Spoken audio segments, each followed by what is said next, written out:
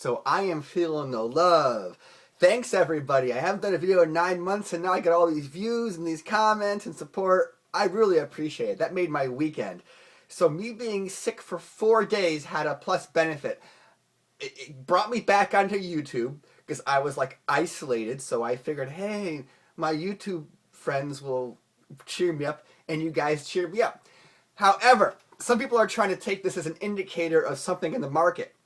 Well, I was sick, I was lonely, I made a video.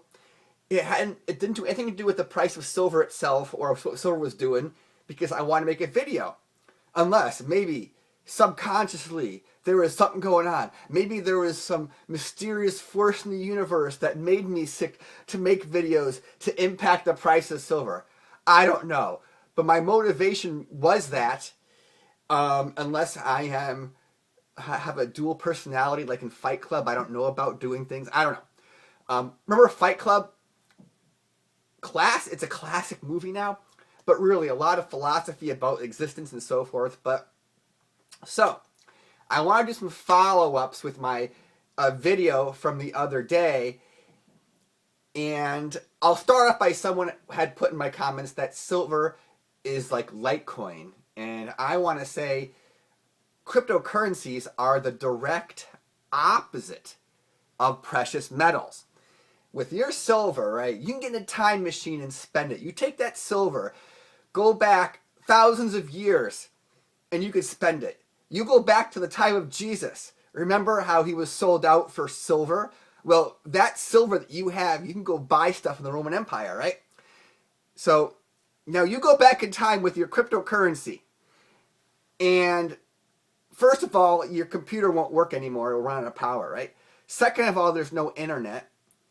Third of all, even if that stuff existed, they wouldn't recognize that cryptocurrency as anything at all. And actually, you can get in a computer and go back just a few years ago, and that Bitcoin was worth, what, a penny or something.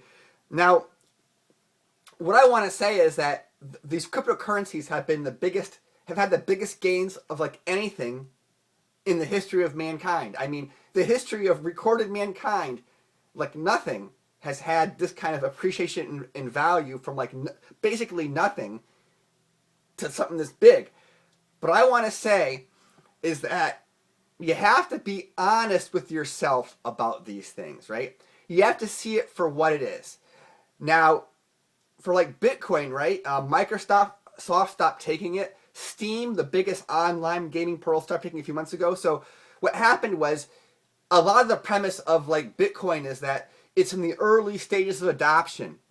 I see the reverse. I see basically really no retail adoption when the transaction fees are so high, when the price is so volatile. I mean, it was 19,000, then it was 9,000, now it was 12,000, now it's like under 10,000. I mean, that's purely a speculative instrument, which means that there are people who make a lot of money speculating on it. I mean, yeah, there are a lot of millionaires who appear like out of nowhere, and I've got people saying, "Oh, I wish I had bought at this price." It's well, in a few years there'll be, or even a few weeks, I don't know, there may be a different sentiment.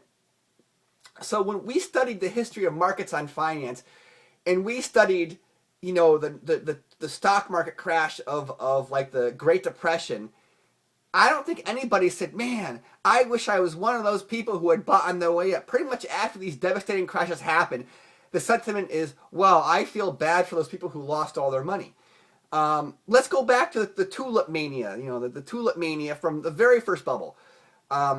Looking back on it, I think just about everybody said, wow, I can't believe those people paid so much for a flower. And people are saying, wow, look at all those people who lost money. I don't think very many people said, wow, I wish I was one of those ones who got in early and got out early and made millions while everybody else lost their farm. So nowadays in the cryptocurrency, the sentiment I'm seeing is that, like, basically it's like, wow, I wish I got in. Wow, I wish I was the fear of missing out seems like it's the dominating sentiment in these cryptos. And that is not the sign of something that's run its course. When something runs its course, the fear of missing out is not a concept. I mean, I never once heard fear of missing out when it came to the .com stuff, like, you know, after it all crashed. I mean, when you're looking back, that's not something I hear. Like, you know, when silver went to 50 and then went down back to almost, you know, really low in the early 80s, the fear of missing out wasn't one of the sentiments that happens after the things ran its course. So it shows you it hasn't run its course yet, because when it has run its course, despair and desperation and those things are things that will be felt more. So going back to silver. Oh, and I claim no expert knowledge on the cryptocurrency stuff. I just claim common sense. No one's using it. I mean, it's being used as certain things, like a speculative instrument and for moving money across borders. But really, like in your daily life, this current form isn't being used. I'm sure in the future there will be some kind of cryptocurrency thing being used in the future. But really, a property of money is that it has a stable value. So right now, people are buying cryptos to get rich primarily. There are a few believers who are saying otherwise, but for the most part, it's a fear of missing out, get rich quick scheme. And the people who got rich are flaunting their wealth. You know, people on YouTube make, oh, I'm a Bitcoin millionaire. I made this in Bitcoin. The people I know who make money and stay rich, they tend to not flaunt what they've done in a public forum. What happens is they get rich and they say, ooh, I better not tell anybody. I better keep this quiet. I better, you know, not become a target. So that's something that's kind of different that I'm seeing, is that there's all these people who are flaunting it and like bragging, oh, and I hear the other end, oh, you're so stupid for not buying into this early. Oh, you're so dumb. Oh, we're so smart. You're so dumb. It's like, well, let's wait until this thing runs its course to find the real sentiment. If you think about it, right? If someone who had bought Bitcoin like at $1 and it kept doubling over time and they still hold some, or they still hold a lot, right? That kind of tells you that, well, if they bought it at 1 and didn't sell it at 20 and didn't sell it at 200 and didn't sell it at 2,000, did they sell it at 20,000? A lot of them are expecting an even bigger bubble. Like Da Vinci said, he thinks there's going to be one more bubble before it pops. And when I remember in the silver market, when it was at its peak approaching 50, I kind of thought the same thing. Oh, one more bubble before it pops. A lot of us thought the same exact thing. Well, what will that next big bubble be? Is this a dead cat bounce? Well, if we knew that, we would all be wealthier than Warren Buffett. If we knew that. We don't know that. So, Trader of Futures had some really good videos putting some reality into the cryptos markets, and enjoying those videos and listening to the comments, because I've heard those things a million times. These crypto things I've read in his comments, I've seen a million times with the silver market when it's on its way up. It's almost like the same exact words, the same exact sentiment, just a different name. So yeah, a lot of the stuff in the markets does repeat. And I'm wearing this shirt because I'm hoping to get cheap thumbs up, because, you know, Rush fans are pretty, it's like one of those bands where if you like them, you really like them. Otherwise, you're like, I don't get it, or I really like it. It's kind of like had silver had been.